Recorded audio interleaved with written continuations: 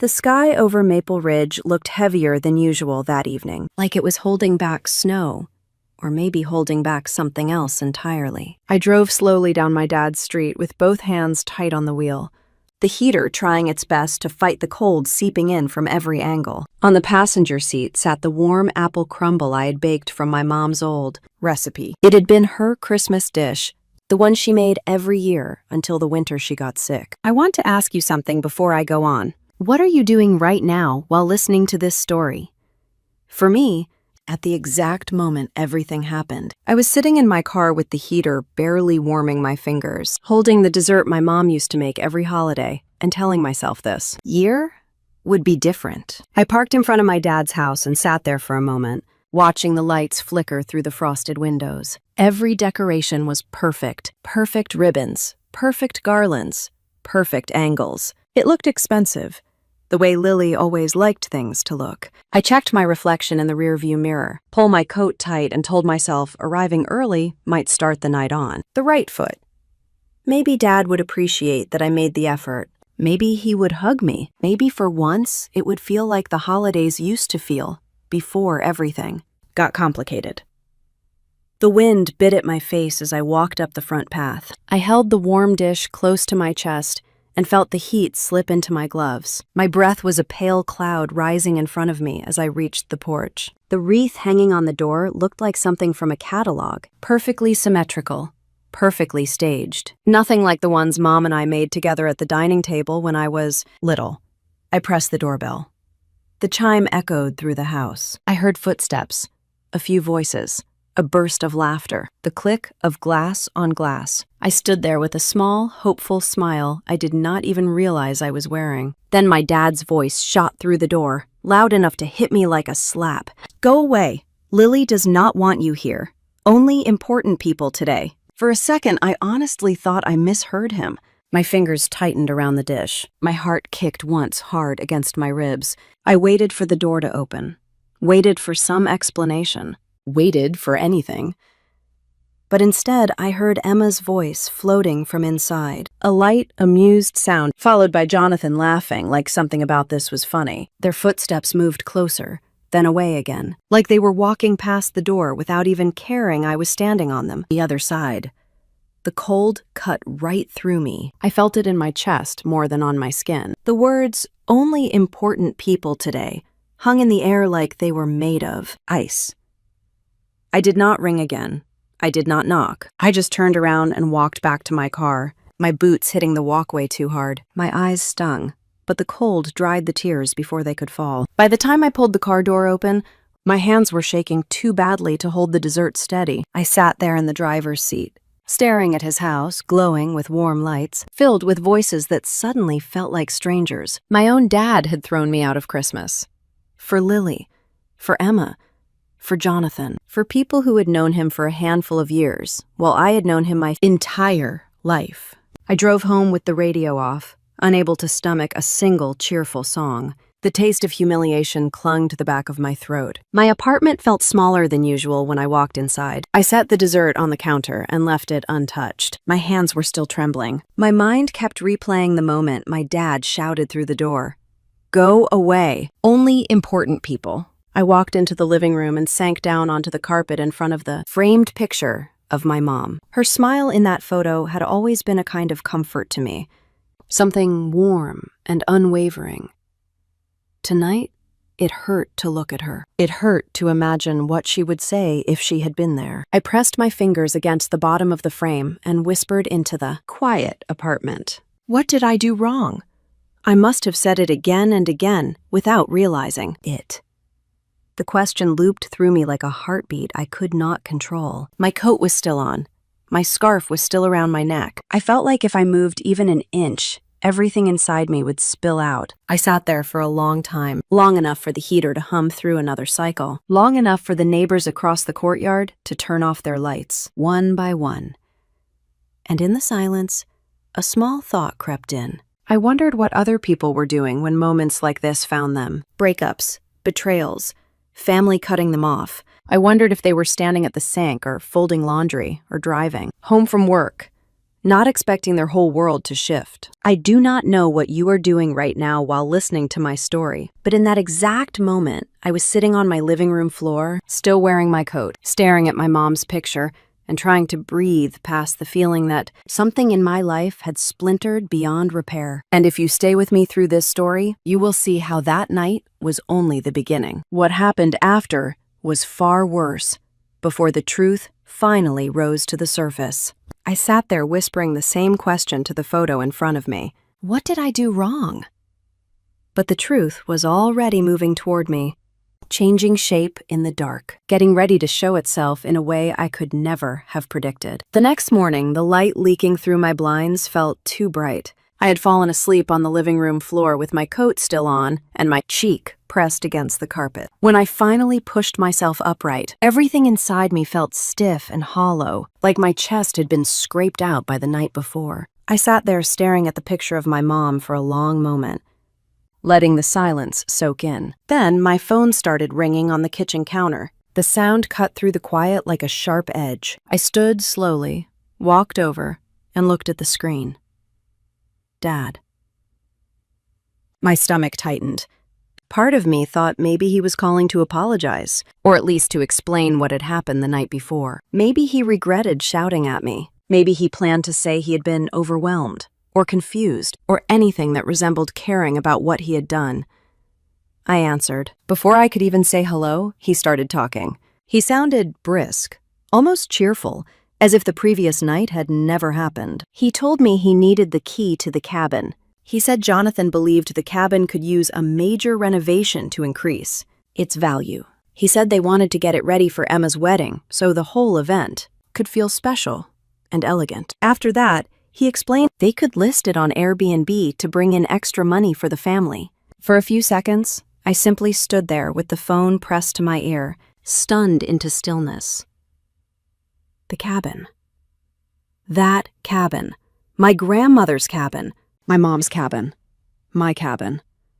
He kept talking. His tone was impatient now, like he was working through a long to-do list and I was delaying the next step. Lily had mentioned that the cabin would be much more useful if the whole family could access it. She believed the cabin should be considered family property, something everyone could enjoy. He said they needed the key that morning so Jonathan and Emma could drive up and look at the layout. He said all of it as if he had not screamed at me the night before, as if I had not walked away from his front door humiliated, as if he had not chosen Lily's people over me with barely a breath of hesitation. There was no apology, not a single word about Christmas Eve, not a hint of regret. The only thing he cared about was the cabin. I stood there, gripping the edge of the kitchen counter. My chest tightened again, but this time it felt different. Not sadness, not fear, something sharper, quieter, something that felt like the beginning of understanding. I asked him which cabin he meant, even though I knew the answer. My voice came out softer than I intended. He sounded annoyed that I even asked. He said the cabin up in Cedar Hollow, the one Mom had loved so much, the one he assumed I would hand over for the wedding preparations. He repeated that it was more practical for the family to use the cabin than let it sit empty under my sole control. The words hit me in slow motion. Family property, practical, empty, sole control. He said them like they were facts written in stone. He said them as if my grandmother had not handed that cabin to my mom in a moment of love, as if my mom had not placed it in my hands when she knew she would not be, around to guide me into adulthood, as if every memory built in that cabin did not belong to me. He kept talking, and I heard only one word repeating in my head. Cabin. Not Claire, not Christmas, not sorry, not my daughter. Cabin. I finally murmured that I heard him. I said I would think about it and call him back. He objected. He said there was no thinking to do. He needed the key this morning. They had plans. He said Emma was excited about the idea of a lakeside wedding. He said Jonathan wanted to inspect the plumbing and electrical to begin, mapping out the renovation. Renovation. My stomach turned. I imagined the cabin torn apart. I imagined the handmade wooden shelves my grandmother built herself, ripped out, for something modern. I imagined the old quilts my mom kept folded in the cedar chest being tossed. Aside for new bedding Lily picked from a catalog. I imagined them repainting the walls, replacing the floorboards, adding polished countertops and trendy fixtures until not a trace of my family remained. I felt sick. He kept talking. His tone shifted when he realized I was not agreeing fast enough. He said I should stop being difficult. He said Emma's wedding deserved to be perfect. He said Airbnb income could help everyone if I stopped being sentimental about the place. Sentimental. The word lodged in my throat like a stone. He kept going, layering those words over and over. Family property, renovation, Airbnb, perfect wedding, practical, useful, sentimental, difficult, cabin, cabin, cabin. I stood there with the phone to my ear, my eyes dry but burning. The sunlight from the window landed on the apple crumble still sitting, untouched on the counter. The same dessert he had rejected without even knowing I had carried it to his door. My hands freezing, heart open, ready to celebrate with him. He did not mention it. He never would. When he stopped to take a breath, I finally said I needed to call him back. He started to protest again. I cut him off. My voice came out flat and steady in a way that surprised me. I said I would call back. Then I hung up before he could argue. The silence that followed felt huge, like the space between me and my dad had stretched so far I was not sure a bridge could ever exist again. I set the phone down. My hands were trembling again, but differently this time. I walked back toward the living room. The morning sunlight hit the picture of my mom on the wall. Her smile looked soft, like she understood something I had not fully accepted yet. I remembered the cabin the way she used it. Warm evenings, quiet mornings, the smell of pine trees after rain. I remembered the summers we spent reading on the porch, the winters when we sat near the fireplace with blankets over our legs, the nights when the wind rattled the windows and she held my hand until I fell asleep. I remembered the day she told me the cabin would be mine. She said it gently, like she knew what it meant to me. She said I would understand one day why she wanted it to stay in my name. She told me I needed something that would always belong to me no matter what life looked like later. Now I am beginning to understand. Now it hurts in a way I had not expected. I paced the apartment for a while, my mind spinning between memories and the call from my dad. The way he talked to me felt rehearsed, like he had already decided I would say yes, like he had been convinced by someone else that the cabin did not really belong to me, but to him, to Emma, to Lily, to Jonathan. I could hear Lily's voice in his words, calm, polished, reasonable on the surface. The way she talked about fairness, the way she framed every conversation as if she were offering a gift rather than taking something. I could imagine the conversations they had behind closed doors, the little suggestions, the logic that was not logic at all, the way she might have leaned in and said something like, "It is wasteful to let Claire hold on to it alone." My fingers tightened around my phone. Something about it felt off. Something had shifted in my dad long before Christmas Eve, and now the pieces were starting to fall into place. I sat back down on the floor in front of Mom's picture. I told her what happened, even though I knew she could not answer. I told her Dad had shouted at me. I told her he pretended nothing happened. I told her he wanted the cabin. Then I asked the question that had been sitting beneath every other thought. Why now? Why this sudden interest in a place he barely visited? Why this urgency? Why this assumption that I would hand it over? I did not have the answer yet. But I knew one thing for sure. It had nothing to do with love or family. It had to do with control, and maybe something darker, something I had not uncovered yet. I stayed there for a long time. The sunlight moved across the carpet. The heater clicked on and off. Outside, a car door slammed, and someone called out to a neighbor. Life went on around me, but inside, everything felt suspended. Finally, I stood up and wiped my hands on my jeans. I went to the sink and ran water over the dessert dish. The water warmed my fingers slowly. I washed the dish until my hands stopped shaking. When I dried it and set it back on the shelf, something inside me settled. Not peace, not clarity, something small and steady, like the beginning of resolve. I walked back to the kitchen table, picked up my phone, stared at the screen for a long moment, and whispered to myself without even thinking, "This is not just about a cabin." Then I took a breath, and I called him back.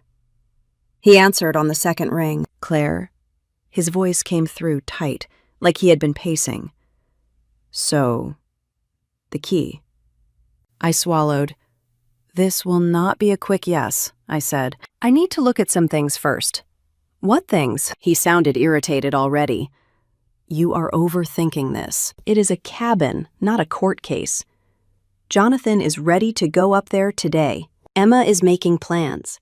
You are the only one holding us back." The words "holding us back" landed hard. My fingers curled tighter around the phone. "Dad," I said slowly, "that place is not just some asset you can move around on a spreadsheet. It is tied to Mom, to Grandma, to me. I am not handing anything over until I make sure I understand exactly where I stand." "You are being dramatic," he snapped. Lily thinks I cut him off before I could stop myself. I do not care what Lily thinks right now. The line went very quiet. When he spoke again, his voice had dropped lower. "Claire." I took a breath, steadying myself. "I am not saying no," I said, and the words tasted strange because a large part of me already wanted to say exactly that. "I am saying I will call you after I have checked on a few things. That is it." He exhaled sharply, frustrated. "Fine. But do not drag your feet. We do not have all the time in the world." He hung up before I could respond. I stood there in the kitchen, with the phone still pressed to my ear, feeling the echo of his impatience hang in the air. For a long moment, I stared at the blank screen. Then I slipped the phone into my pocket and walked toward the small built-in desk in the corner of my living room. The bottom drawer stuck a little, the way it always did, and the familiar resistance actually calmed me. I pulled it open and lifted out the faded green folder where I kept all the important papers my mom once nagged me about. She had always said, "Keep your documents where you can find them on your worst day." I had never imagined my worst day would look like this. I carried the folder to the dining table and spread out its contents. The legal envelopes, the photocopies with raised stamps, the handwritten notes, my life in paper form. I started with the date everything broke, the year my mom died, 2018. I was 24. I could still see the hospital room, the way the late afternoon light slanted through the blinds, the way my dad stood at the window with his shoulders bowed as if he had suddenly aged 10 years in a week. After the funeral, while I was still moving through the days like a ghost, he had pressed me to meet with her lawyer in town. "You have to know what she wanted," he had said back then, his voice gentler than it was now. "She did not want you confused." I had sat in a stiff chair in a small office with diplomas on the wall, while the attorney explained my mom's will. There had not been much. Some savings, her car, jewelry with more emotional than financial value. But when he got to the cabin, his voice shifted just slightly. "Your mom was very clear about this," he had said. "She wrote that the cabin was to go to you specifically, not as part of a shared estate, as your separate property." At 24, my brain was still fogged with grief. I nodded, not fully grasping the weight of what that meant. I had just thought it was sweet that she wanted me to have our special place. I had not thought at all about remarriage or inheritance or anyone else having an opinion. 2 years later, in early 2020, I sat in the same office signing the papers that made it official. By then, I was 26. I remember my hand cramping a little from all the signatures, my dad sitting next to me in a gray sweater, watching quietly. "Your mom would be proud of you," he had said afterward as we walked to the parking lot. "You handled that like a pro." The cabin title had been transferred fully into my name. No mention of him. No extra clauses. Just my name on that line. That same year, sometime that summer, he met Lily at a church barbecue, and within months, they were inseparable. By the end of that year, he was 61 and remarried, living in a tastefully decorated house across town that did not feel like it held any trace of my mom. I looked at the dates on the documents in front of me. 2018, 2020. The timeline was clear in a way I had never bothered to notice before. My mom died. The cabin passed to me. Only after that did my dad's life move in a new direction. The cabin had never passed through his hands.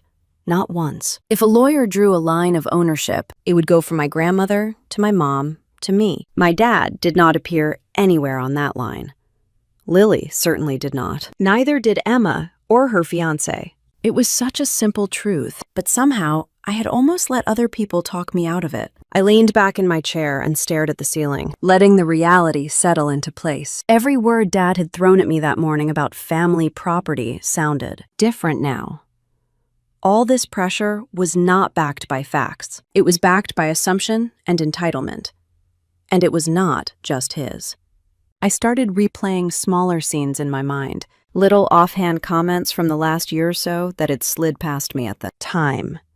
There was that cookout in late summer when I had gone over to Dad and Lily's house. The grill had been smoking in the backyard. Lily had set out matching plates and napkins like we were hosting a magazine shoot. Emma had arrived late, breezing in with her designer bag and talking non-stop about her engagement ring and her wedding board on some app. At one point, we were all out on the deck, and she had turned to me with that bright, slightly sharp smile she wore when she thought she was being clever. "You know, Claire, it is kind of crazy you keep that whole cabin to yourself," she had said, laughing like it was a joke. "It is such a big place for one person. Think of all the beautiful things we could do with it if it was really a family space." I remembered feeling a little stung, but I had swallowed it down. I told her I did not keep it to myself.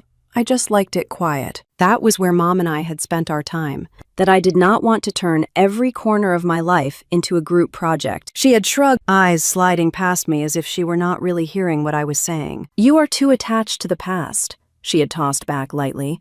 "Life moves on." Then Jonathan had joined in, pretending to offer friendly advice. He had pulled out his phone and started listing off nightly rates he had seen. "For cabins near Cedar Hollow, you are missing out, Claire," he had said, shaking his head in mock disbelief. "You could be making really good money on weekends. I work in real estate. I know what I am talking about. I could help you set it up, no problem. We could handle the bookings, handle all the stuff that feels complicated. All you would have to do is hand over the key." At the time, I had laughed a little and said, "Thanks, but no thanks." I had told him I wanted the cabin to stay a place that felt like home, not a revolving door of strangers. He had smiled tightly and changed the subject, but I remembered something flickering across his face. A quick calculation. Then there were the smaller comments from Lily. On a phone call in the fall, she had brought up the cabin almost casually while we were discussing. "Thanksgiving side dishes. Your dad worries about you up there by yourself," she had said in that smooth voice of hers. "It might be better in the long run if we looked at making the cabin more of an official family property. That way, everything is clear for the future. You would not have to bear the responsibility alone." At the time, I had been in the middle of a work deadline and only half listening. I had murmured something non-committal, said we could talk about it another time. Then the topic shifted, and I never pressed her on what she really meant by clear. Now, sitting at my table with the documents in front of me, those little moments lined up like puzzle pieces that had been scattered across months. Emma called me selfish under a veneer of sweetness. Jonathan pushed the Airbnb idea like a salesman. Lily talks about responsibility and clarity and safety, all of it circling the same target. My phone buzzed where it lay next to the folder. A text from Dad blinked onto the screen. Just 3 words. "Have the key." I stared at it. The lack of a question mark said more than the words themselves. It was not a question. It was an expectation. Something cold and clean slid into place inside me then. Maybe for the first time in my life, I saw my dad not just as my parent, but as a man making choices. Choices influenced by his new wife. Choices that did not automatically deserve my silent obedience. I thought about how common this kind of thing was, even if people did not talk about it much. Friends watching their inheritance shift after a remarriage. Older relatives being nudged into signing papers they barely understood. Children being sidelined while new spouses and their grown kids moved into the center of financial decisions. None of that had to be dramatic on the surface, to be dangerous underneath. Maybe being shut out of Christmas had not just been about mood or convenience. Maybe it had been a way to show Lily and Emma that he was fully in their corner. A way to prove he would choose them over me, even on a night meant for family. And once he had crossed that line, how much easier was it to push the next boundary, to ask for the cabin key, like it was his due? I looked down at my mom's handwriting on one of the photocopied notes. The lawyer had given me a small line she had added about wanting me to have stability no matter what happened with my dad's life. She had not known future names or faces. She had just known human nature. I gathered the papers into a neat stack and slid them back into the folder. I did not have every piece of the picture yet. I did not know exactly what Lily had said behind closed doors or what Jonathan and Emma were plotting when they looked at wedding budgets and Airbnb listings. But I knew enough. I knew that what was happening to me was not rare. I knew that if I stayed quiet, the story would continue the way they had written it in their minds. And I knew one more thing. As surely as I knew my own name, being pushed off that porch on Christmas Eve might not have been an emotional outburst. It might have been the opening move in something much bigger. That thought sat in my chest like a stone while I cleared the table and put the folder back in the drawer. I walked around my apartment for a while without really seeing anything. Dishes in the sink, an unfolded blanket on the couch, a plant in the corner that needed watering. Ordinary things, but none of them felt real. Every time I passed the hallway, my eyes drifted toward my bedroom, toward the old cedar chest at the foot of my bed. I had not opened that chest in a long time. Not since the first months after Mom died, when everything I touched of hers felt too raw. For a while, I had kept it closed on purpose, like leaving it shut would keep my grief neatly packed away too. Now something about it pulled at me. I went into the bedroom and stood at the foot of the bed, staring down at the smooth wood. My grandmother had given this chest to my mom when she was a young woman. Mom used to say it held her life in layers. Wedding dress, baby clothes, letters. Little bits of history that never made it to the photo albums. I knelt and ran my hand along the lid. The cedar smell rose up the second I lifted it. That warm, deep scent of old wood that never quite goes away. Inside were the things I had tucked away after we cleared out Mom's house. A folded quilt she had sewn when I was a teenager. A few of her scarves. A jewelry box with a broken clasp. A stack of cards from birthdays and holidays. And near the bottom, under a worn sweater that still looked like her, there was an envelope with my name on it. My heart gave a painful little jump. I recognized her handwriting instantly. I had almost forgotten about this letter, but as soon as I saw it, I remembered the day she gave it to me. It was the year before she died, 2017. She had already been sick, moving slower, hair thinner under her favorite knit cap. We had been sitting at her kitchen table when she slid the envelope across to me.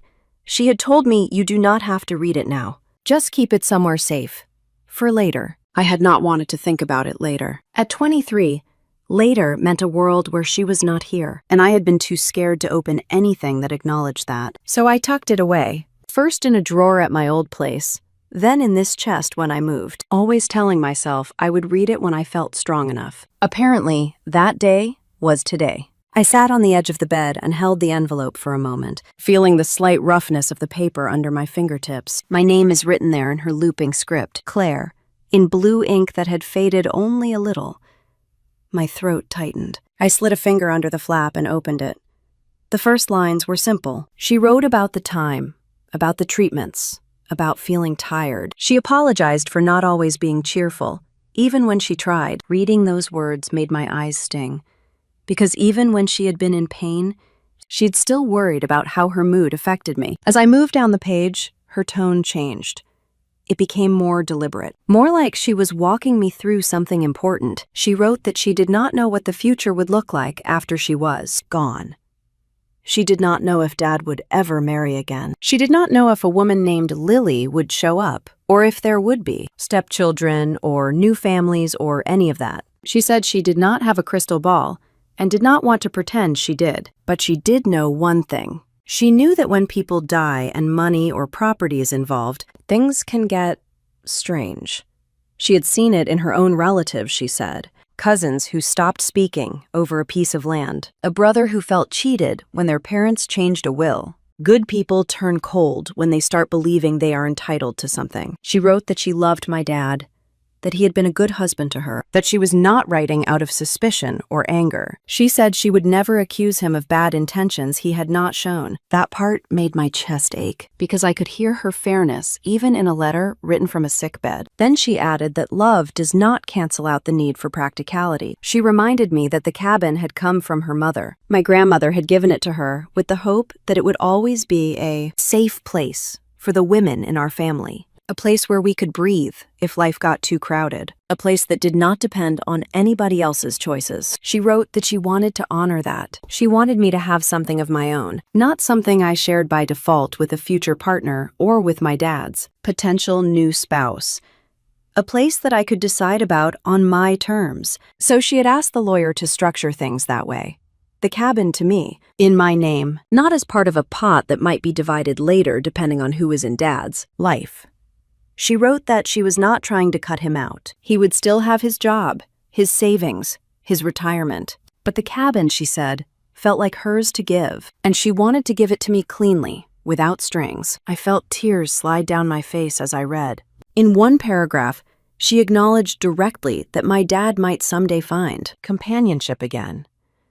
She said she truly hoped he would not be alone forever. He was a social man, she reminded me. Being a widower could be its own kind of cruel. If he did marry again, she hoped his new partner would be kind to me. She hoped they would treat me fairly and lovingly. Then she added a line that made me have to stop reading for a minute. But just in case, she wrote, just in case kindness does not last, or circumstances change, in ways I cannot predict, I want you to have something solid under your feet, something that cannot be argued away at a holiday table. I set the paper in my lap and closed my eyes for a moment. The image of my dad's front door flashed in my mind. The wreath, the warm light from the windows. His voice told me to go away because only important people were allowed that night. I saw it now through the lens of her words. Cannot be argued away at a holiday table. She had not known the details, but she had foreseen the possibility. Not of this exact scene, not of Lily and Emma and Jonathan specifically, but of pressure, of someone deciding that what was mine ought to be up for negotiation. I wiped my face and kept reading. In the final part of the letter, she turned her attention directly to me. She said that I had always had a soft heart, that I tried to see the best in people, that I had a weakness for giving too many chances. She said those were good qualities in many ways, but they could also get me hurt if I was not careful around money and property. She wrote that when it came to the cabin, she wanted me to practice being firm. She reminded me that saying no to someone's request was not the same as rejecting them as a person. That refusing to hand over keys to a place she had sacrificed to preserve for me was not cruel, even if they called it selfish. She told me that if I ever felt pressured, I should imagine her standing beside me, quietly shaking her head. There was a line near the end that stuck to me like it had been written in fire. One day, you may be standing in a room where people you love are talking about this cabin like a resource they should all share. When that day comes, I want you to remember, this was mine, then yours, by my choice, not by their permission. She ended the letter with a few softer lines. Little memories. A reminder that she loved me more than any argument about property. She signed it with a shaky heart under her name, as if her hand had been tired. I sat on the bed holding the pages, the cedar scent weaving around me. It felt like she was in the room, not as a ghost, not in a spooky way, but as a steady presence. The same woman who sat with me at that cabin table, painted my nails while the wind roared outside. The same woman who taught me how to balance a checkbook and read a rental agreement. Practical and loving in equal parts. There was no hint in any of her words that Dad had been unfaithful or cruel while she was alive. No hidden accusation, no bitterness, just caution, just care, just a woman who had seen enough of life to know that circumstances change, and that a daughter needs something she can count on. For a few minutes, I let myself think about the version of events Lily might tell if she ever saw this letter. She would probably say I was misinterpreting it. That mom's concern about the future did not mean the cabin should stay only in my name forever. That families evolve, that it was selfish to let a letter from years ago dictate current decisions. Maybe in another life I would have believed that, but now I know too much. I had the dates, I had the legal documents. I had Mary's words echoing in my memory about Lily and Emma and Jonathan, asking questions down at the cabin road. And now I have this. Mom's own handwriting confirms that the arrangement was not an accident or an oversight. It was intentional. It was her way of still looking out for me, years after she knew she would be gone.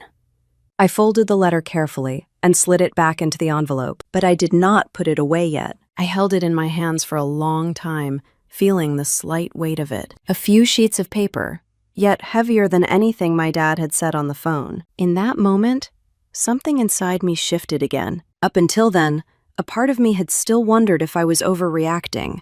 If maybe I was reading malice where there was only clumsiness. If I was making too big a deal out of one awful Christmas and a bad phone call. My mom's voice on those pages told me I was not. She had seen this kind of story before. She had built a shield for me without knowing exactly what it would protect me from. She had trusted me to use it when the time came. I looked at the letter, then at the closed cedar chest, then back toward the doorway that led to my kitchen, where my phone lay waiting on the table. For the first time since all of this started, I did not feel like a scared child caught between her dad and his new family. I felt like a woman holding proof that her life did not have to be rewritten by someone else's plans. Mom had seen farther into the future than I had ever given her credit for. And now it was my turn to decide what to do with the warning she had left behind. I sat on the edge of the bed for a long time after folding Mom's letter back into its envelope. The afternoon light had shifted by the time I finally stood, my legs stiff from sitting so long. I placed the envelope gently on my nightstand, as if it were something alive, something that needed careful handling. Then I walked out to the living room and sat on the couch, staring at nothing. I had planned to call Dad back right then, armed with the truth, but some instinct inside me whispered, "Wait, do not move yet. There is more you do not see." I was still sitting there, in that strange, suspended silence when my phone rang. The screen lit up with a name I had not expected. Mary Collins, my grandmother's old neighbor at Cedar Hollow. She was the kind of woman who never missed a detail in her little stretch of mountain road. My heart kicked once, then steadied. I answered. "Claire, honey," she said in her brisk, no-nonsense voice. "I hope this is not a bad time." I hesitated, then said, honestly, it has already been a rough morning. "What is going on?"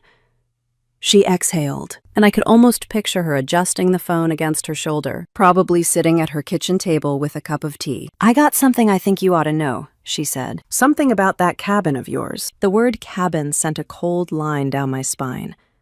I sat up straighter. "Emma was here last week," Mary said. She paused just long enough for the weight of her words to settle. She wanted to know how long your dad owned the place. Wanted to know if he ever mentioned putting his name on any of the paperwork. I told her your grandmother left it to your mom, and your mom left it to you. She did not seem pleased with that answer. I closed my eyes. Mary continued. "Then 2 days after that fiancé of hers, what is his name? Jonathan? He stopped by asking if I knew whether any documents had ever needed updating. He said he was helping your family get things in order for the wedding and wanted to check if the cabin should be transferred into a joint asset or something." She let out a dry laugh. I told him that was none of my business and certainly none of his. My fingers tightened around the phone. My heartbeat grew louder in my ears. She went on. "And one more thing. Lily came by last month. She said it was just neighborly curiosity, but she was asking about the value of the cabin. Asked if it had ever been part of your parents' marital property, or if it was separate." I told her what I knew, that your mom was protective about keeping it in her line. But the way Lily asked those questions, it did not sit right with me. I felt too pointed. I felt something inside me go very still. Not shocked, not surprised, just still. Like I had been waiting for confirmation without knowing it. Mary must have sensed the silence stretching on my end. "Claire," she said gently, "I do not want to stir anything up, but I have lived in these mountains a long time. I have seen families argue themselves into bitter corners over land, cabins, property lines. What I am telling you is, they asked questions that only make sense if somebody is planning to push you out of ownership." I swallowed.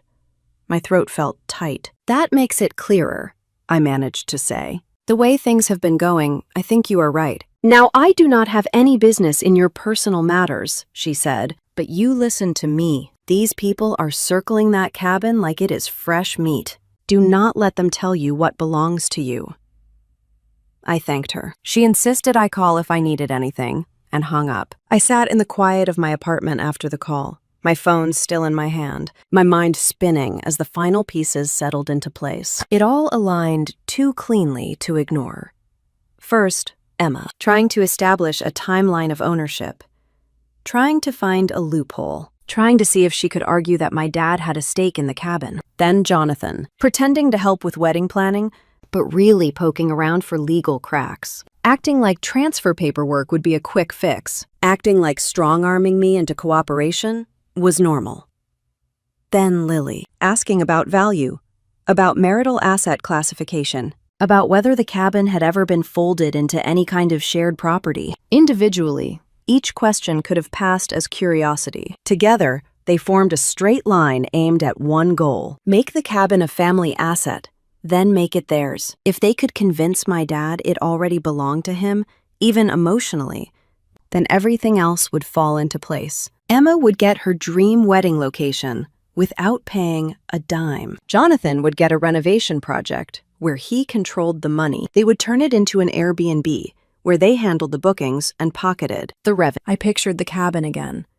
I pictured them tearing out the old cabinets. I pictured the clawfoot tub being replaced with something modern. I pictured Emma posing on the porch for bridal photos, talking about how lucky she was that her family had such a beautiful property. I pictured Jonathan calculating profit margins in my grandmother's kitchen.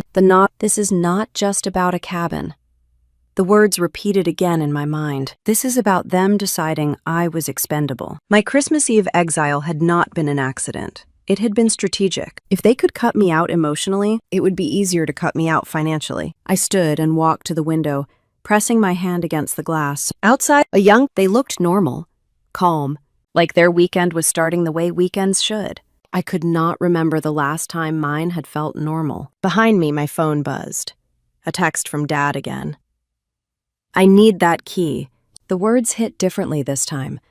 Before, they had felt pressure. Now, this was not my dad being thoughtless. This was a coordinated plan, a slow squeeze. I turned away from the window and went back to the table, picking up Mom's letter again. I did not read it, but I held it in both hands like a compass. The picture is complete now.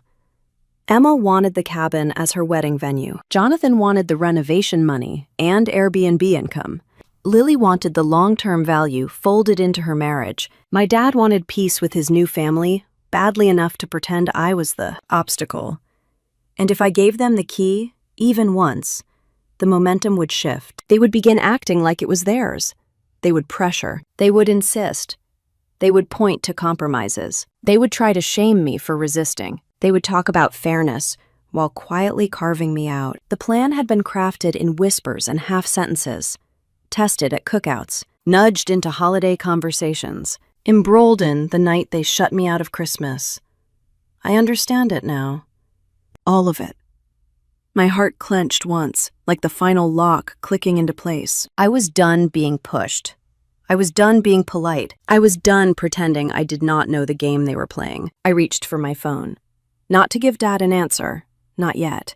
I needed one more step. I needed to gather every piece of proof, every document, every word, every detail that showed exactly how the cabin had come to me and why it was not theirs to claim.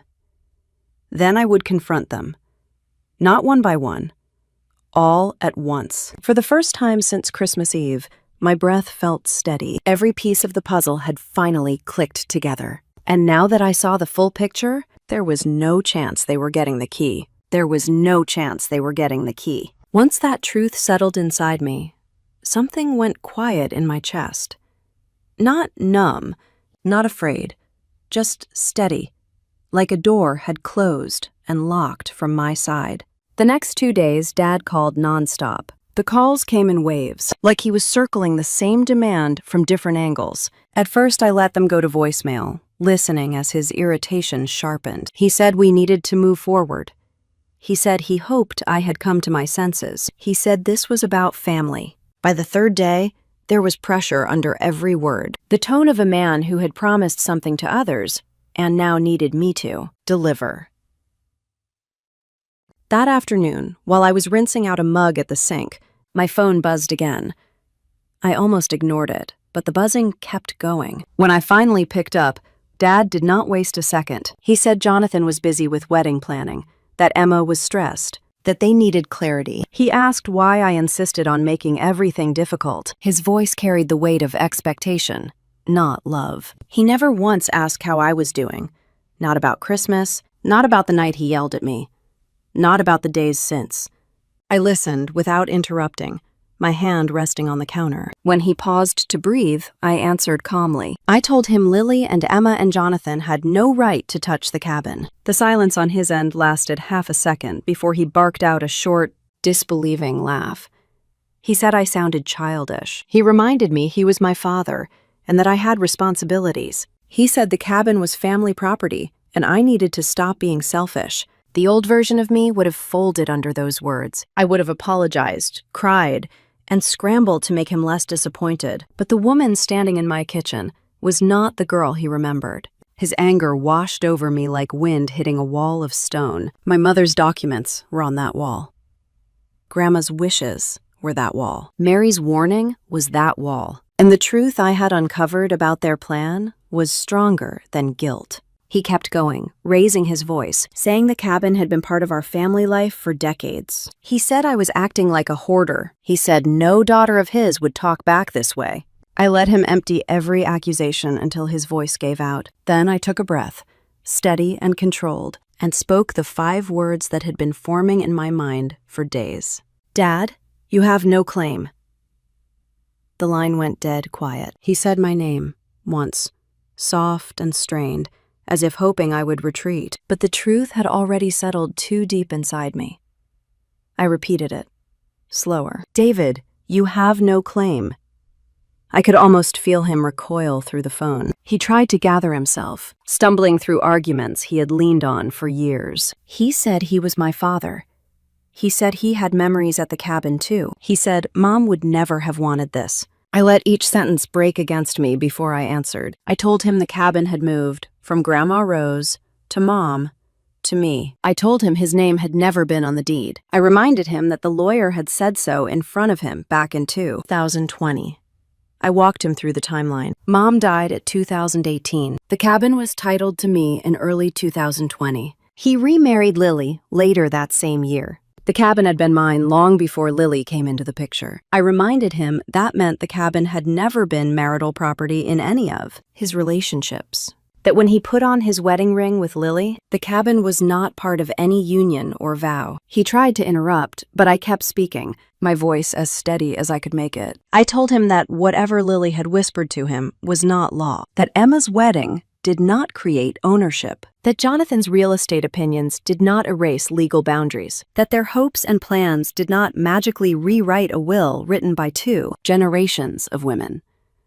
He shifted tactics. He said families are about generosity, not paperwork, that I was forgetting what Mom would have wanted, that I was letting grief twist me into someone cold. The mention of my mother hurt, but it also clarified everything. If we were talking about Mom's wishes, I had them in writing. No guesses, not assumptions, her words, her decisions. Her intention is that the cabin stay mine. I told him using her name to pressure me was not fair, and it was not going to work. He tried again, reaching for something else. He said the Airbnb income could help him in old age. He said he had worked hard all his life and deserved some comfort. He said he had sacrificed for me, and now it was time I sacrificed for the family. The guilt card again. Familiar, predictable, no longer effective. I told him gently but firmly that his comfort did not depend on taking something from me. That he had his own home, his own savings. That what he wanted was convenience, not necessity. And that he did not get to paint my boundaries as cruelty. I laid out the 4 points as clearly as any attorney could have. 1. The cabin is a direct inheritance through my mother's side. It belongs only to me. 2. It never belonged to you legally, not during your marriage, not after, never. 3. When you remarried Lily, the cabin was separate property. Nothing about your new marriage touched it. 4. Lily and her daughter and her future son-in-law have absolutely no legal claim, moral claim, emotional claim, or practical claim on it. Their desires are not rights. He breathed heavily on the other end, like each point landed physically. Then he asked if I truly intended to damage our relationship over a piece of property. That was the worst part. That he asked as though the damage had not already been done by the Christmas Eve door slamming in my face. I told him the relationship had been damaged when he chose someone else's comfort over my dignity, when he shut me out on a winter night and pretended it was nothing, when he called only to demand, never to ask, when he believed Lily's wants were worth more than my history, my memories, my inheritance. He said nothing. I could sense him searching for another angle, maybe imagining Emma upset, maybe Lily curled against him whispering how unfair I was, maybe Jonathan insisted the cabin was wasted on me, maybe the shame of having told them he could deliver something he never owned. But none of that gave him new words. His voice was smaller when he finally spoke. He said Lily might not forgive me. He said Emma might uninvite me from the wedding. He said I should think about the consequences. I told him softly that the consequences had already arrived on Christmas Eve, when he told me to go away. That I had survived it then, and I would survive it again. There was no shouting at the end, no dramatic final speech, just the brittle sound of a man running out of stories to tell himself. He said he had to go, and he hung up. The quiet in my kitchen was heavier than before. Grief came first, settling in my ribs. Grief for the father I thought I had. Grief for the years when I believed he saw me. Grief for the things I could not fix. But beneath the grief, something stronger rose. Resolve. Certainty. The faint warmth of standing tall for the first time in my life. I knew Lily and Emma and Jonathan would not accept this quietly. I knew their plan had been built carefully, and they would fight to salvage it. I knew the next storm was coming. But for the first time, I was not afraid. I reached for Mom's letter on the counter, held it to my chest, and breathed. The next move was mine. The cabin was quiet when I arrived early that morning. Snow still clung to the branches of the pines, weighing them down like tired shoulders. The air had that sharp cold that made every sound feel louder. I stood on the porch with the folder in my hands and let myself breathe once before walking inside. I had invited them all for 10 o'clock. I did not know if they would actually come, but when the gravel crackled under the first set of tires, I felt something steady settle in my chest. My dad's truck rolled up first. Lily was in the passenger seat, her lips pressed into a thin pink line. Emma's car pulled in a moment later, her old silver sedan packed with wedding magazines in the back seat. Jonathan stepped out behind her, adjusting his coat like he was arriving for a business pitch. For a moment, they all lingered outside, looking at me with 3 different expressions. My dad looked tense, defensive already. Lily looked wary, like she was walking into an inspection she might not pass. Emma looked annoyed, the way she always did when something was not immediately going her way. Jonathan looked confident, too confident, the kind of man who thought charm could solve everything. I opened the door and stepped aside. "We should talk inside," I said. "It will be warmer." No one argued. They came in one by one, bringing the cold air with them. When the door closed, I walked to the dining table, the same table where Mom and I used to play cards during winter storms. I set the folder down and opened it slowly. Every movement felt heavy, deliberate. My dad watched me closely, eyes narrowing with confusion and something else. Maybe fear, maybe guilt, maybe both. "Let's get to the point," Emma said, folding her arms. "We all have things to do today." The way she said it made my skin prickle, but I kept my voice even. "We will. I just want everything to be clear." Jonathan let out a soft sigh, like he was being patient with a child. "All right, Claire, lay it out for us. What is all this about?" I pulled out the first document, a photocopy of my grandmother's will. The signature is faint, the edges worn. "This is the will from my grandmother," I said. "She left the cabin to my mom, only my mom. Not my dad, not the family as a whole, my mom." I placed it on the table. Next, I pulled out my mom's will, the document that had sat in my filing drawer for years, untouched because reading it hurt too much. "This is from Mom," I said. She left the cabin to me alone. I placed it next to the first document. Then I added the title transfer papers from 2020, listing only my name. This shows the cabin was put fully in my name before Dad remarried Lily. My dad's shoulders slumped slightly. Lily glanced at him, then quickly looked away. I was not done. I reached into the folder one more time and pulled out my phone. I scrolled to the audio file Mary had let me record during our call. I had asked her permission, and she had agreed without hesitation, saying people needed to be careful when others tried to twist the truth. I set the phone on the table and hit play. Mary's voice filled the cabin, steady and matter-of-fact. She said that Emma had come by asking how long my dad had owned the cabin. She said that Jonathan wanted to know what paperwork would be needed to move the cabin into joint ownership. She said that Lily had visited the month before, asking whether the cabin had ever been marital property and how much it might be worth. Their reactions were immediate. Jonathan's face turned white first. The confidence drained out of him in seconds. His jaw flexed. His eyes darted to Emma, then to Lily, then to my dad. Emma shot to her feet so fast, her chair scraped across the wooden floor. Her voice trembled with anger and panic. "Why did you tell her that?" she shouted at Lily. "Why did you drag us into this mess? You told us it would be easy. You said she never uses the cabin. You said it should have been family property anyway." Lily stepped back like Emma had slapped her. She shook her head quickly. "I never said that. I only asked questions. I just needed information." "Do not put this on me." Jonathan looked at her sharply. "So you did ask. You told us it was basically Dad's property already. You are the one who pushed us to look into the documents." My dad's eyes snapped toward Lily so quickly it was almost painful to watch. His voice was low, almost a whisper. "Lily, what exactly did you tell them?" Her hands trembled slightly as she tucked her hair behind her ear. She tried to smile, the kind of smile someone wears when they're hoping the truth will soften if they pretend hard enough. "Mark," she said gently, "I only asked a few questions. I wanted to understand the situation. I never meant for things to get complicated." He stared at her. His face showed something I had never seen before. He was not angry. Not yet. He was realizing something. "Lily," he said again, slower this time, "what did you tell me?" She looked away. That was her answer. Every inch of him tightened, his shoulders, his jaw, even the way he stood, as if the ground under him had shifted. Emma dropped back into her chair with a thud. Jonathan stood rigid beside her, staring at the floor like he was doing mental calculations, and every number kept coming out wrong. I sat quietly, watching it unravel. All of them turned against one another the moment the truth came into them. Light. All those little whispers and side conversations and confident assumptions withering in front of the paperwork.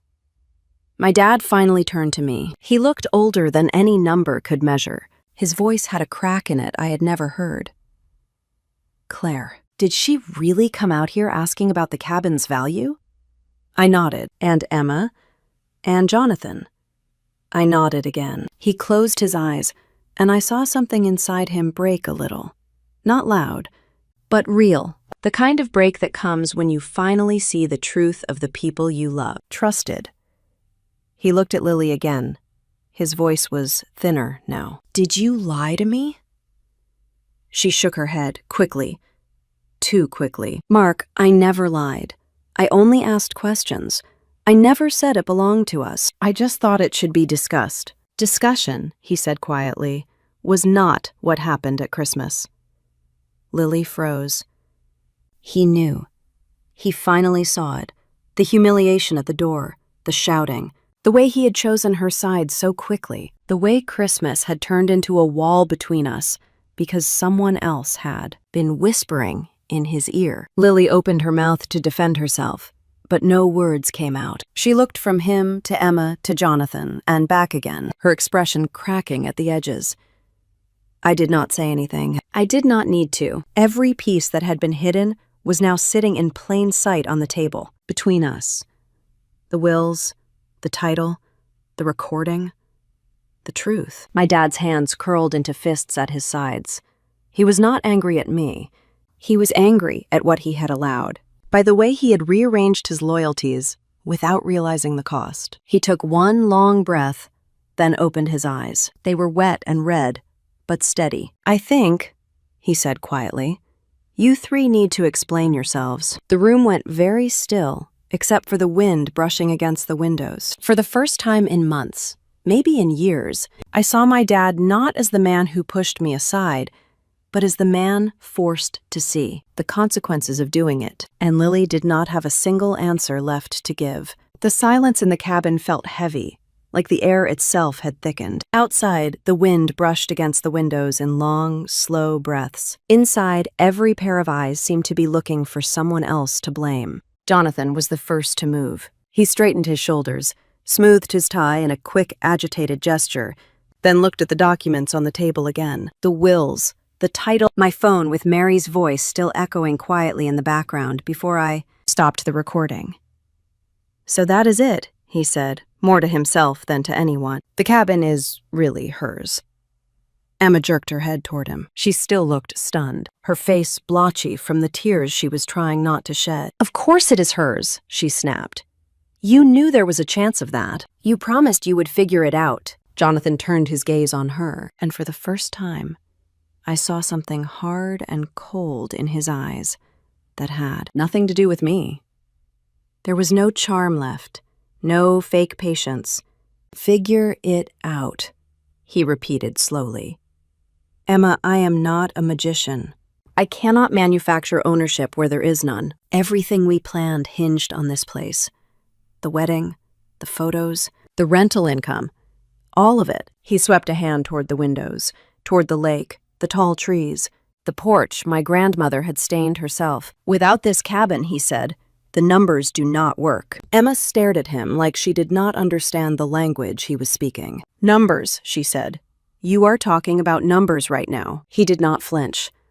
"What did you think this was?" he asked. "Love does not pay for venues and honeymoons and credit card debt. We talked about this. The cabin was supposed to be our starting point. We put in the sweat equity, your dad gets family use, and the rest of the time, it is an income stream." My stomach twisted. Hearing the way he framed it so bluntly, without even trying to soften it, made everything I'd suspected feel even grimmer. Emma shook her head, desperation rising in her voice. "We can find another way," she insisted. "Maybe we can still convince Claire. Maybe Dad can talk to her. She is being unreasonable, that is all." She turned to me with wild eyes. "Tell him," she demanded. "Tell him you will reconsider. You said you loved Dad. You cannot honestly be willing to blow up my entire wedding over a cabin. That is crazy." I held her gaze. I did not raise my voice. "I have already given my answer," I said quietly. "The cabin is not part of this wedding." Jonathan exhaled in a sharp, bitter laugh. "There it is," he said, plain and simple. He looked back at Emma. "You pushed this," he said. "You told me your dad basically owned the cabin in everything but name. You said Claire would fold if we pressed hard enough. You said your mom had it handled." He nodded toward Lily. "And now," he went on, "it turns out none of that was true. There is no asset, no leverage, nothing to work with." Emma gaped at him. "So what?" she said. "We adjust. We cut back on a few things. We wait another year. We tighten the budget. People do that all the time." Her voice broke on the last word. Jonathan stared at her like she was suggesting something offensive. "Wait another year," he repeated. "Live in that cramped apartment for another 12 months. Put off paying down my loans because you want flowers and custom place settings. They were not just flowers," she shot back. "And your loans are not my fault." He looked at her for a long moment. Then something in his expression shuddered completely. "This is not what I signed up for," he said. The words hung there, heavy, mean. "What?" Emma whispered. "What did you just say?" Jonathan shrugged, as if the whole conversation bored him. "I am not marrying into chaos," he said. "Not without the stability we talked about. No cabin, no project, no extra income. Just stress and drama and a dad who cannot keep his own family from falling apart." He glanced at my father with a pointed look that made my dad flinch. Emma stared at him as if he had slapped her. "You are leaving me," she said slowly, like she was testing the shape of the words. "Over this." "Over reality," he corrected. "Maybe your family can afford to ignore the numbers. I cannot. I am not going to tie myself to a situation where every promise falls apart the second someone grows a backbone." It was not lost on me who he meant by someone. Emma reached for him then, fingers grazing his sleeve. "Jonathan, please," she said. "We can fix this. I will talk to Claire. I will make her see." He stepped back. "I am done trying," he said. "I wanted a partnership, not a mess." He turned toward the door without another word. Emma made a small, broken sound, half sob and half disbelief. She took a step after him, then another, but it was like her legs would not carry her all the way. He opened the door, cold air rushed in, and then he was gone. The crunch of his boots on the snow faded down the steps, then the sound of his car starting drifted into the silence. The door swung shut on its own. For a moment, I could not move. My heart hurt for Emma in a way I did not entirely expect. She had been cruel to me, greedy, entitled. Yet watching her stand there, hollow and stunned, as the man she planned to marry simply walked away, I felt a pang of something raw and human. But I could not ignore the truth either. This was what it looked like when you built your future on someone else's property and assumptions, and you watched it crumble. Emma lowered herself back into the chair like her bones had vanished. She stared at the table, at the papers, at nothing.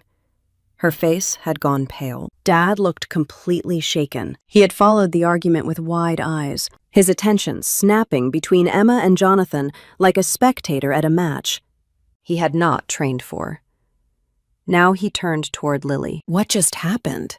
he asked, his voice hoarse. Lily still stood off to the side, arms crossed over her chest, face tight. She had watched Jonathan walk out without saying a single word. Her eyes were on the documents, not on Emma. Dad took a breath. "Did he really just leave my daughter because she cannot steal a cabin?" he asked quietly. There was a tremor in his words that scared me more than his earlier anger. Lily finally looked at him. Her expression was complicated, a mix of irritation and calculation, and something like resignation. "He is practical," she said. "Maybe too practical, but he is not wrong about the growth potential. This place could have set everyone up. Everyone who Dad asked." He was still speaking softly, but each word had a sharp edge now. "Everyone in this room, or everyone you consider your real family." Lily blinked. "Mark, that is not fair," she started. He did not let her finish. "No," he said.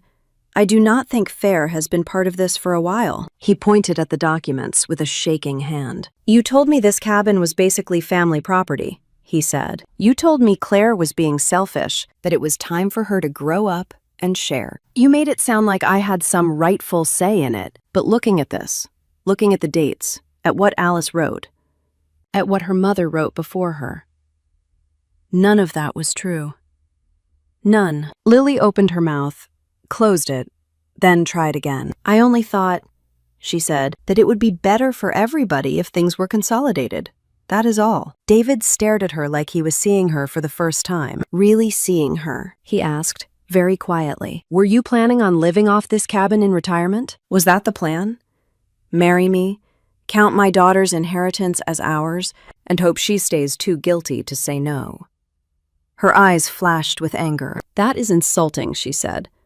"I married you because I did not want to be alone, because we had a good time together. Because you needed someone." He nodded slowly. "I did," he said. "I did need someone, and I thought I had found a partner. Not someone who would stand in my kitchen and convince me to throw my own child off the porch on Christmas Eve, so her cabin would be easier to grab." Emma made a small noise, curling inward as if the words physically hit her. Lily looked away, her jaw clenched. "You were the one who yelled at her," she said. "I did not make you." "No," he said. "But you stood behind me and told me it was the right thing. You told me Claire was dramatic. You told me she was holding us back. You told me Jonathan could help us manage the cabin for income. You were very clear about what you wanted, Lily." He paused. "The question is, was I ever what you wanted? Or was it always this place? For a moment, no one breathed. Lily looked at him. Really looked. And I saw her make a decision behind her eyes. Not to apologize. Not to repair. To cut her losses. She reached for her purse, lifted it from the back of the chair, and slid the strap over her shoulder. "Mark," she said, her voice suddenly cool and distant, "you do not have anything of your own that cannot disappear with a bad market, or a medical bill. I thought together we could build something more secure. If your daughter will not cooperate, that is her right, but I do not have to stick around for the fallout." David flinched as if she had slapped him. "So that is it," he said. "No cabin, no you." She gave a little shrug. "You are a good man," she said, "but I am not in a place in life where love alone is enough. Without this asset, you do not bring much to the table, Mark. I am sorry. That is just reality."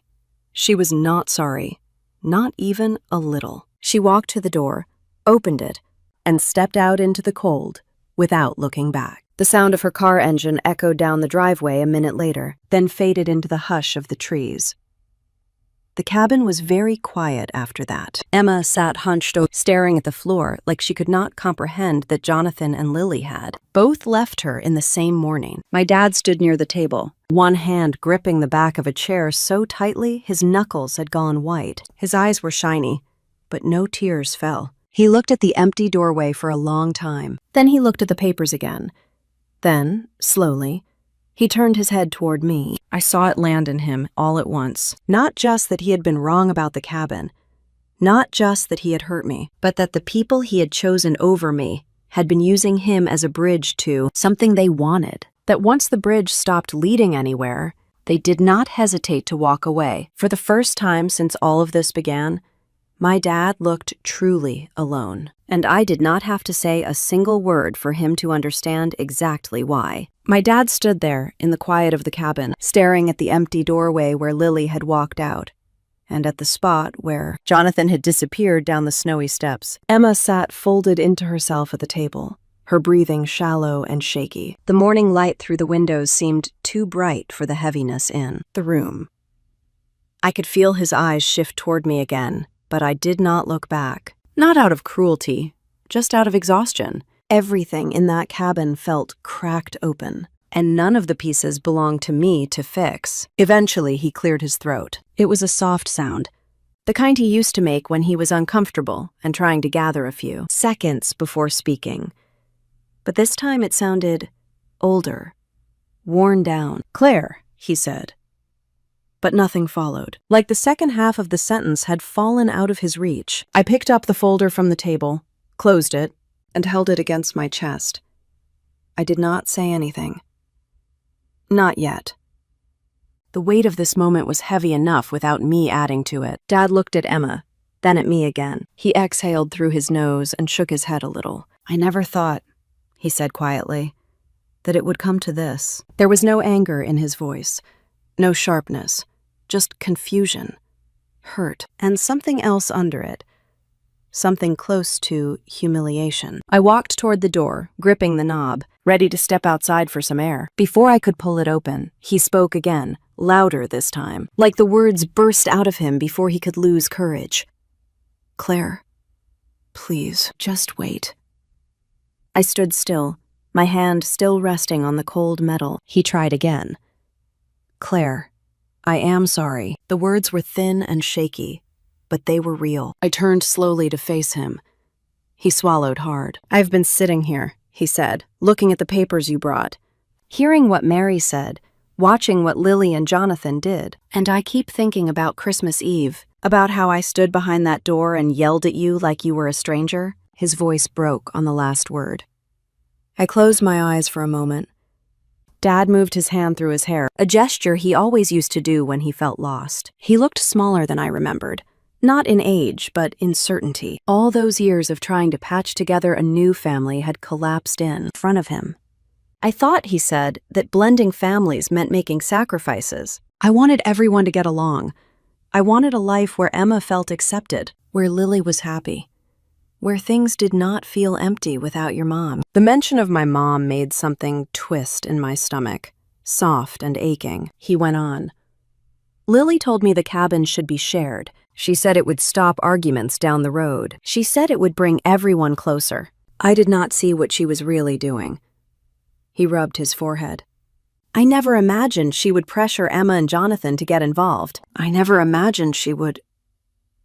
He stopped, unable to find a word that fit. I let him sit in that silence for a few seconds. The wind rattled a loose branch outside. Emma let out a tiny, broken sound, but did not lift her face from her hands. Finally, I said, Dad, you have to take responsibility for your choices. My voice did not shake. It did not rise. I was not cruel, just honest. He nodded immediately, almost too quickly, as though he had been waiting for me to say exactly that. I know, he whispered. I know I do. I pushed you. I listened to the wrong people. I let myself believe things that were easier than facing the truth. And I hurt you. I hurt you badly. The rawness of it made my throat tighten. I turned away for a moment and looked out the window at the lake, frozen over in a sheet of pale glass. Dad took one slow breath. I cannot ask you to forgive me, he said. Not now. Maybe not ever, but I want you to know I see it. All of it. I was blind, and I am ashamed of how quickly I let other people talk me into thinking you were the problem. I felt something inside me loosen. Not healing. Not yet. But a knot that had been pulled too tight had finally slackened. I walked back toward the table and set the folder down. Emma sniffed, her face red and streaked. But she did not speak. Dad sank into the chair across from her. His shoulders sagged with a weight I had never seen him carry. He looked at his hands, turning them over like he did not recognize them. I should have protected you, he said softly. Instead, I let people who barely knew you paint you as selfish, and I believed them, because it was easier than seeing what they wanted from me. I pulled out the chair at the end of the table and sat, leaving space between us. Not rejecting him, not embracing him. Just a place where conversation could live without pressure. David looked at me, eyes tired but steady. I do not want to lose you, he said. Not over this. Not over anything. I held his gaze. You did not lose me, I said. But you did break something. It will take time to see how much of it can be repaired. His eyes shone, but he blinked the wetness away quickly. Time, he said. I can live with that. Time is fair. Emma finally lifted her head. Her voice choked. God, what am I supposed to do? He reached across the table and placed a hand over hers. For all his flaws, he loved her too. He always had. That was never the problem. We will figure it out, he murmured. But not by stealing from someone else. Not by pretending things belong to us when they do not. Emma wiped her cheeks with the back of her hand. She nodded, though she still looked as if her whole world had caved in. Maybe it had, but it was a world built on shaky ground, and that collapse was inevitable. I stood, feeling the strain of the entire morning in my bones. Dad rose too, stepping toward me with hesitation, like he was afraid I might flinch. He said my name again. Claire. Thank you for not walking out. I let out a slow breath. I am not walking out, I said. But things will not go back to the way they were. Not immediately. Maybe not ever. You have to understand that. His shoulders dropped, accepting it. I do, he said quietly, and I want to earn whatever place I have left in your life, not take it, earn it. He reached for his coat, not to leave, but to step outside for air. I could tell he needed it. So did I. Before he opened the door, he paused and looked at the cabin again, not with greed, not with entitlement, but with grief and clarity. Your mom wanted this to be yours, he said. And she was right. She always saw further than I did. The truth of that line went straight through me. He stepped outside, the cold air rushing around him. Emma stayed seated, staring at her hands. And I remained in the doorway for a moment, letting the cold touch my face, letting my heart settle around the shape of something that was not forgiveness yet, but was no longer rage. Not turning my back, not running to patch things, just standing in the middle, letting reality breathe. It was not a resolution, not yet, but it was the beginning of one. Not a perfect fresh start, Not some magical reset, just the first small step away from damage and towards something more honest. The weeks after that day at the cabin moved in a strange rhythm. Life did not stop just because my family had exploded in front of me. I still had deadlines, grocery lists, bills on the counter, but underneath the ordinary, something inside me was rearranging. I started going back to the cabin on weekends again. At first, it felt almost wrong to drive up that winding road, like I was sneaking into a place that had been dragged through too many arguments. But once the trees closed in around the car and the lake came into view, a familiar calm settled over me. The new locks clicked solidly when I turned the key. The security system chirped when I disarmed it. I walked through each room slowly, touching the backs of chairs, the edges of picture frames, and the mantel where my mom used to line up scented candles in winter. The cabin felt quiet, but not empty. It felt like it had drawn a long, deep breath after months of being eyed like a prize. One Saturday afternoon, I stood in the tiny kitchen and looked out the window at the snow-covered yard. A squirrel darted across the porch rail. The sky was a pale gray. The world outside was simple and still. Inside my head, though, something kept turning over and over. The cabin was safe now. The paperwork was clear. The locks were new. The people who wanted to take it had shown themselves and walked away. So what was I going to do with it? My mom had not given me this place, so I could spend my life guarding it like a museum. She wanted it to be a refuge, yes, but she also wanted me to have a future, a real one. Back in Denver that week, I spread my finances out on my kitchen table. Bank statements, savings, a rough estimate of what the cabin was worth now, after all the improvements my mom had made and the work I had done over the years.